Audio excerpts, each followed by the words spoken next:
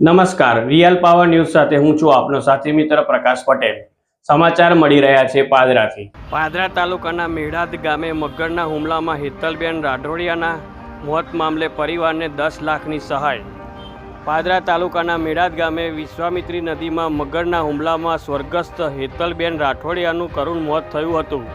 દાદા સાથે નદી તરફ ગયેલ હેતલબેનને મગર ખેંચી ગયો હતો। ઘટનાની જાણ થતાં શોધખોળ હાથ ધરવામાં આવી હતી। બાદમાં હેતલબેનનો મૃતદેહ મળી આવ્યો હતો। આ દુઃખદ ઘટનાને મામલે પાદરાના ધારાસભ્ય ચૈતન્યસિંહ ઝાલા પરિવારને મળવા માટે પહોંચ્યા હતા। ધારાસભ્યશ્રીએ પરિવારજનોને સાંત્વના પાઠવી હતી અને ગુજરાત સરકારની માનવ મૃત્યુ સહાય યોજના અંતર્ગત 10 લાખની સહાયનો ચેક પરિવારને અર્પણ કર્યો હતો। આ પ્રસંગે પાદરાના ધારાસભ્ય ચૈતન્યસિંહ ઝાલા, વન વિભાગના ફોરેસ્ટ ઓફિસર એચ વણિક, પાદરા તાલુકા પંચાયતના ઉપપ્રમુખ કામિનીબેન પટેલ, નયનભાઈ ભાવસાર, પ્રાણીજીવ રક્ષક સંસ્થાના પ્રવીણ મહારાજ સાથે પ્રતિનિધિઓ તથા વન વિભાગનો સ્ટાફ ખાસ ઉપસ્થિત રહ્યો હતો।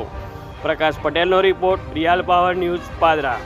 2 ઓગસ્ટના સવારના અરસામાં પાદરા તાલુકાના મેઢાદ ગામે વિશ્વામિત્રી નદીમાં હાથ ધોવા જતા હેતલબેન નામની દીકરીને મગર ખેંચી ગયો હતો, જેમાં તેનું મરણ થયું હતું અને હેતલબેનનો મૃતદેહ 3જી તારીખના રોજ નદીમાંથી મળી આવેલ હતો।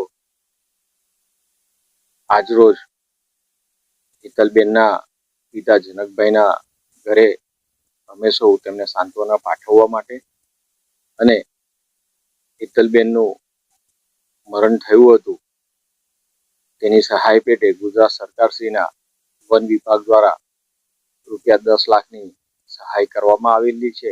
તેનો ઓર્ડર અને તેનો ચેક આપવા માટે આજરોજ તેમના ઘરે આવ્યા છે અને તેમના પરિવારને સાંત્વના પાઠવી છે।